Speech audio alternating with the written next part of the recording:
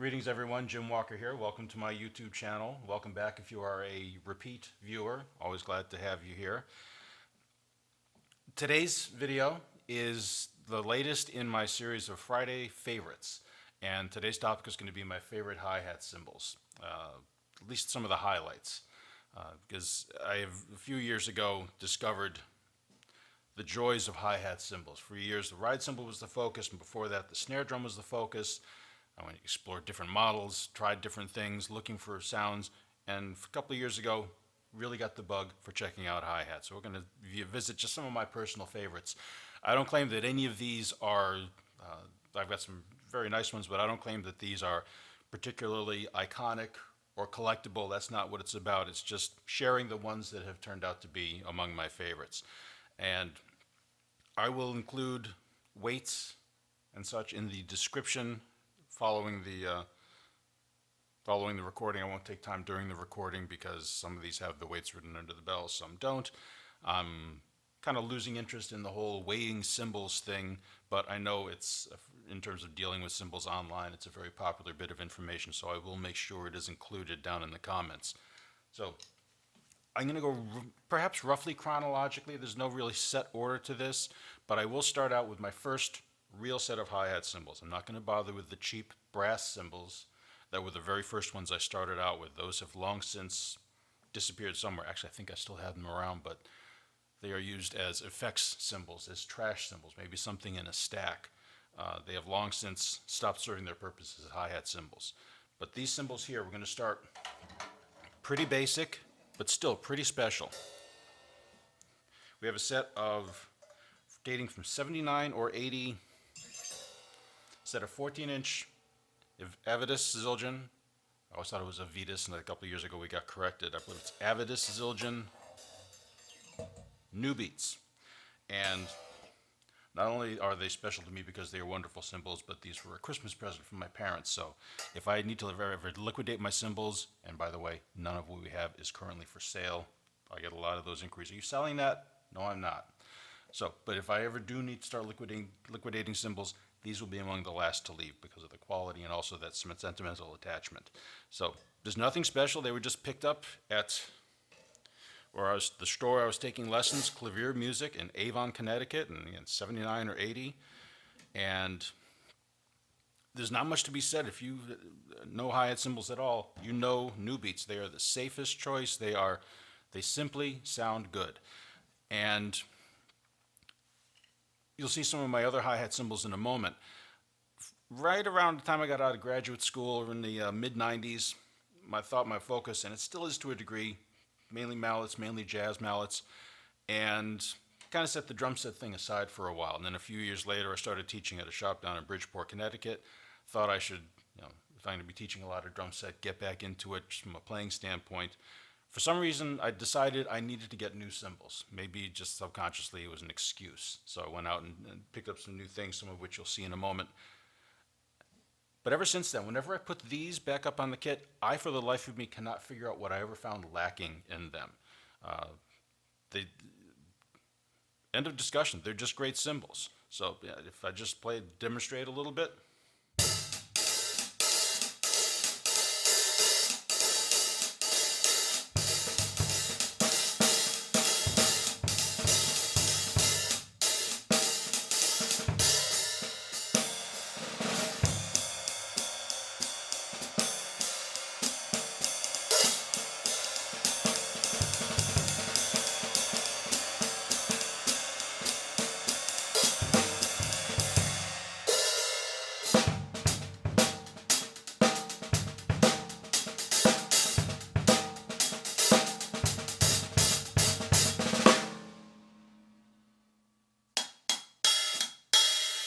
That's the other thing I like about these.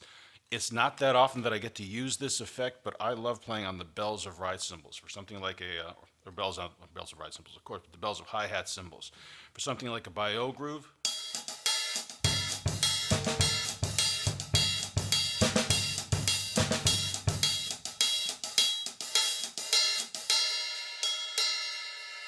and these have a really nice bell sound. So my tried and true, had them for over 40 years, New Beats. So, and if you are coming to this video looking for recommendations for hi-hat cymbals, if you're just starting out, track down a set of new beats. It's a safe choice and it's a great choice. So, moving on. So, as I mentioned earlier, at a certain point I decided I need new hi-hat cymbals. I need new ride cymbals. And a drummer I work with, who played drums in the trio vibe quartet I had at the time, I noticed that whenever he would be on the gig versus some other quite good drummers I had to choose from, his cymbals never bothered me. When you're playing vibes, the wrong cymbals can just destroy the sound of a vibes. It's metal versus metal, and I can't really describe it exactly, but a bad cymbal, if I'm playing the vibes, it really sticks out to me. And I noticed his cymbals always sounded great, so I asked him about it, and he said he was playing Paistes, which is the start of my attraction to the instrument. I have no endorsement, not looking for an endorsement, but that's kind of the direction I went based off of being on the other side of the drums and hearing the cymbals. So I started checking into Paistes. First set that I got of hi-hat cymbals were a set of Dimensions Thins, which I probably should have kept, but looking for something a little different and still having the new beats I was just playing, looking for something a little more in contrast to the new beats, and did a straight up trade with someone for a set of signature Dark Crisps, 13-inch. And I'm not sure what attracted me to them. Must have been a recommendation from somewhere or hearing about it in an interview somewhere, but maybe it's the fact that it was a different size. But these are just, again, marvelous cymbals. These are my go-to cymbals for steel band gigs, for Caribbean music. They're very quick, and I'm not normally a 13 guy. I kind of, it's hard to be so boring. I like 14-inch hi-hat cymbals. I know it's the standard, but that's what I settled into for the most part. But for the steel band gigs where you're playing calypsos and soca's and you got a lot of really quick hi-hat playing, hi-hat parts, these are great for that.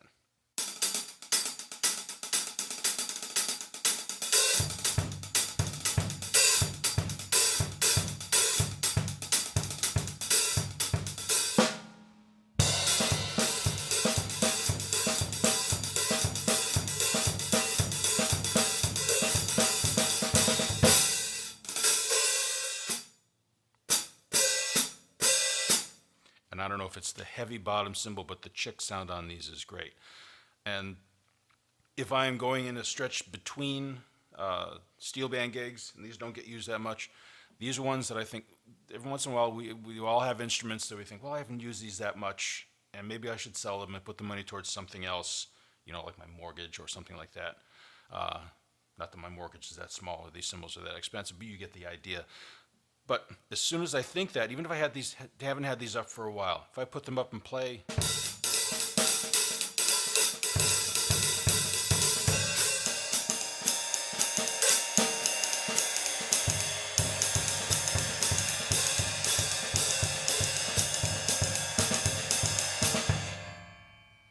after about 30 seconds of playing, it's like, nope, not for sale, hanging on to them. So, moving on. So now we're going to go a little bit out of chronological order. I've got a set, and I actually got these separate cymbals. I didn't buy these as a set. They were separate purchases. They're separate eras. These are Paiste Traditionals medium light hi-hats. And given maybe it's just my perspective, but given that the traditionals I was always under the impression that it was kind of Paiste's answer to that old Turkish sort of sound, at least back in the time when they came out in the 1990s. And it continues to surprise me that this is the only weight of hi-hat cymbals in this line that Paiste's ever included in the traditionals, the signature traditionals line. They're lovely cymbals, a little chunkier than I would have expected. They have so many gradations, or had. They've discontinued a number of models, which I don't understand. All my favorite traditionals are discontinued models, with the exception of these. That's a topic for another time, dear Paiste. But one thing that I'll notice about these, you notice I haven't put them up on the stand yet. because I just wanted to point something out. Get my top hat off to the side. This is one set of two sets of cymbals I have, two sets of hi-hat cymbals, where I've installed,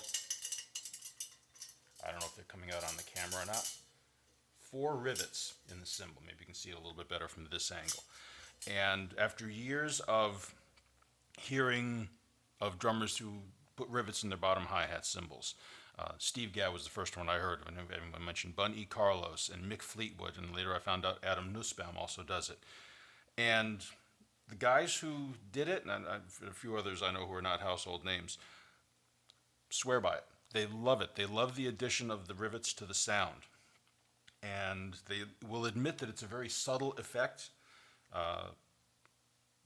but what it adds, they really like. And I tried this with 2 sets of hi-hats. The first one I tried it on was a set of pre-serial 602s. Come back to the 602s in a minute. And put them in, and I couldn't hear them at all. So this is a tip for those of you who are considering putting rivets in a bottom hi-hat cymbal. I don't have a really good way to demonstrate this, but there's kind of a pitch range to that sizzle effect. And on the 602s, I couldn't hear it because one of the cymbals in that set was in that same pitch range, and it was so much louder than the rivet effect, it got lost. But on this cymbal, this being a different sort of hammering, thicker cymbal, and whatever magic they do, all the stuff above my pay grade to make cymbals sound like the cymbals do.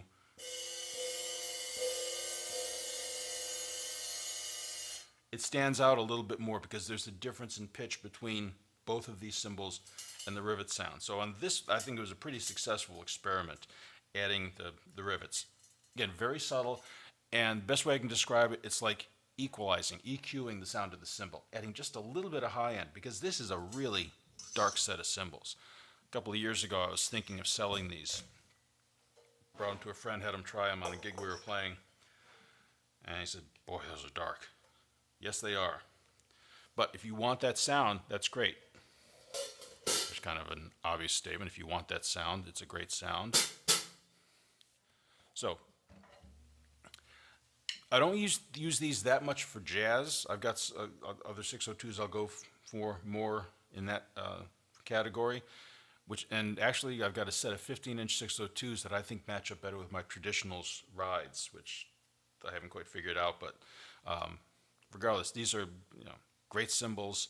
If you want something a little darker than that new beat sound, a little bit chunkier than a 602 sound, I love them. And if you listen very closely, you can hear that sizzling of the rivets. Last thought on that. When I was deciding whether to put the rivets in, because I went about a couple of weeks thinking, oh, these might be a good candidate. Do I want to put a drill on these? Do I want to drill holes in them? And resale value, it's kind of a lost cause in my world at this point. But what I ended up doing was taking 4 of these rivets, tying a little piece of dental floss to them, short piece, and then just the minimal amount of tape I could use, taped it into place so they would be resting on top of the bottom cymbal, and try in a couple of different locations. And it wasn't that I heard the sound and liked it, but after playing them that way for about a week, I took the rivets off, and I noticed they weren't there. That's what clinched it for me. That's what made me go down and fire up the drill press and install the rivets on there. So it's not anything where you're going to jump up and down and go, holy cow, listen to the rivets in that cymbal, but it's a nice little extra spice to the dish.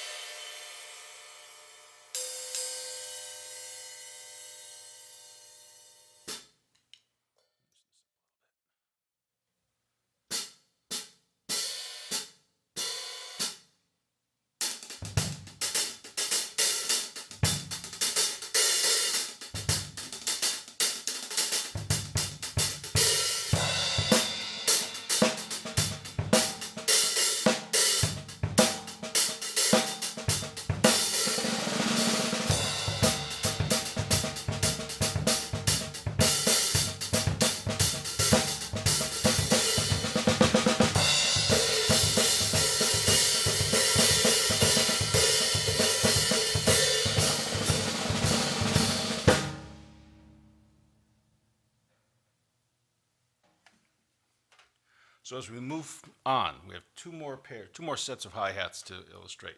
And I've got a few more cymbals beyond this, but I didn't want to make this a 45-minute video, so we're going to kind of hit some of the high points. Earlier on in the video, I mentioned playing a vibe trio job with a friend of mine on drums. And he and I have worked together and known each other for over 20 years now. One of my best friends in Connecticut, or elsewhere for that matter. And he is huge into Paiste cymbal and has been since the mid-'80s. And so he and I will share cymbals. If I pick up something cool, I'll lend it to him. He's checking out my 18-inch 1960s flat ride right now. I hope I get it back at some point. But he will very freely, because we trust each other with instruments, he'll say, take this, check it out, try it out, and he'll hand me something. And one of the things he handed me was not this particular pair. I had to go buy my own. He didn't give me his. But Sound Creations. Specifically the Sound Creation Darks. And you can see, as I start to fire these up here, yeah, not really collectible because they're Sound Creations. The ink is kind of a little bit knackered, and but these are the dark cymbals. And they're going back a little bit. 81, I think. I can never figure out what's going on with these serial numbers. Serial numbers is 6 digits, begins with 10, which I think is 1981. So these are earlier because the later designations, they call it a dark heavy hi-hat because they introduced the medium, which is one of the symbols on my wish list, the dark mediums. But this is what the dark heavies are, just without that designation. They didn't specify at that point. And these are not shy, but surprisingly versatile. I mean, these are heavier. Again, I'll post the weights, but these are decidedly heavier than the new beats we started out with, and much heavier than the 602s I'm going to demonstrate in a minute. But I've used these on a variety of drum set gigs, including playing drums on my orchestra gigs when I'm playing Pops concerts, where you think it might be a little bit heavy, but it's the classic Paiste thing. And this is not an advertisement. I don't have an endorsement, not looking for one. But it's the classic thing, more so than most cymbals. I think it's true for all cymbals. Paiste cymbals really shine in context. And that's the same with these. I'll play these at home and think, they're kind of a little heavy. And I'll take them to rehearsal with the orchestra, and they sound perfect. So we'll use them for jazz, general business things. But again, just a great sounding cymbal. I've got 2 sets of the darks. I've got these, and I've got a Sound Edge set. Both are lovely. These are the first ones I got, and then I stumbled across a really good deal on another pair that has Sound Edge on the bottom. But they're both great. I don't really have preference for one over the other. So my Sound Creation Darks, 14-inch.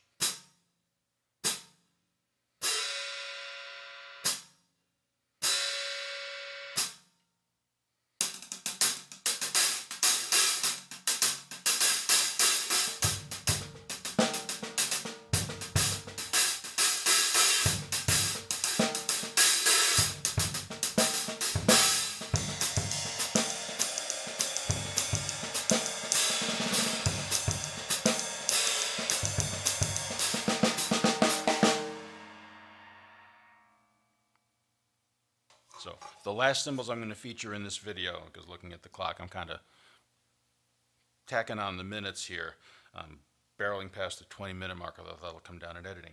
Anyway, these are my babies. This is the line that I really feel at home with, which is pre-serial 602s. Elsewhere on my channel, you'll see a video, I think it's my first Friday Favorites video, 22-inch ride cymbals. And one of the cymbals on there is a 22-inch pre-serial Paiste 602, which was my first-hand experience with purchasing my own 602.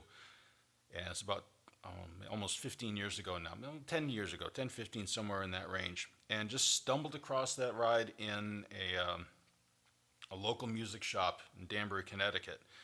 And played it, thought this is very nice, scraped together the money, went back down the next day, picked it up, brought it home. Was having a drum hang with my aforementioned friend, he with all the Paiste cymbals, and I thought he might be able to tell me something about it. And he took a look and says, "Oh, you got yourself one of those pre-serial Paiste 602s." I said, "Pre-serial? What does that mean?" And he explained that means it predates, I think it's 1972, which is when Paiste started putting serial numbers on, if not all their lines, at least the 602. I'm not familiar with 2002s and giant beats. I don't know those lines as well as the 602s, and I'm not much of a cymbal historian. I just know what I like. So that was my entree into the 602s, and a short while later, a friend of mine on the long departed and much missed cymbalholic.com drum forum decided to put up a set of 602s up for sale, 602 hi-hats up for sale, which are over on my cymbal rack right there, and that just clinched it for me. It's like, these are the hi-hats I've been looking for. And since then I picked up a few more pairs, and these two are a couple of orphans. We got one, these are 14-inch, and this is a sound edge bottom, and I want to say 31 scallops, dents, waves, whatever the term is for them. It's somewhere on here. It'll never show up on my camera, but it says patent pending. So this is an early model. So, and then another friend from the aforementioned Cymbalholic forum said it dates these to 70 to 72, 60. I don't know. If you know that forum, you knew him by the online moniker ZenStat. He's a statistician by day and a drummer and cymbal collector. So he can tell you everything about the 602 line. Look up ZenStat, and you will find, as you got a webpage devoted to 602s and sound creations. Great stuff. But this was an orphan I picked up like $90 in the Guitar Center used page, and this is one of a set of pre-serials I picked up at a very good price because the bottom cymbal had a crack in it. It doesn't bother me. I'll still use it. Like 4 or 5 of my cymbals, hi-hat cymbals, were purchased with cracks in them. I don't hit that hard, and they're going to last me forever, so that's fine. But this pairing kind of worked out really well. It just happens to be what I have up there. I've got 13-inch 602s, a 15-inch set of 15 inches. Again, most of these are orphans that I've put together or juggled around my choices after the fact. But this is it's just it. I'm talking too much. I want to play and demonstrate these. The clock is ticking here. So this is just what I noticed with my 602s. Again, I sound like an advertisement even though I'm not. Whenever I play them, I think this is what I always wanted my old Zildjians to sound like, which kind of changed when I got a hold of a 22-inch 60s back in January. That'll be another video. But in general, that's the case. I mean, the ride cymbal you've been hearing is a 21-inch 602. The crash is here. Everything except for this China, which is little 14-inch traditionals, is 602s. Those are what goes up on my drum set 90% of the time. And the hi-hat cymbals are just it. If I had to go with just one set of hi-hat cymbals, it'd be some sort of combination of pre-serial 602s. So, without any further ado,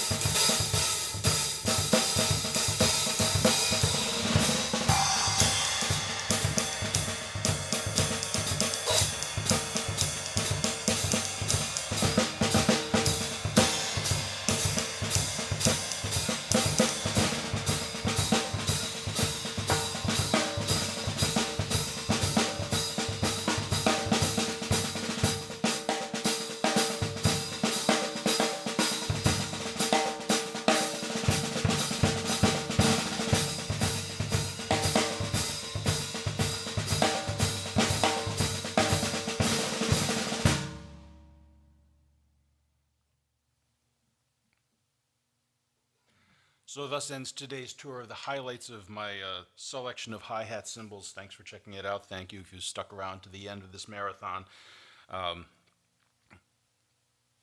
That's it. I've decided that's my cue to myself. If I get to a point where I just sit there for 2 seconds and have no words to come out, it's time to stop. So with that, I will wrap things up. thanks again for visiting. Please feel free to check out my other videos. And if you want to share in the comments what your favorite hi-hat cymbals are, what you think of the cymbals I played here, I welcome your input. Thanks again for your time and interest. I'll talk to you soon.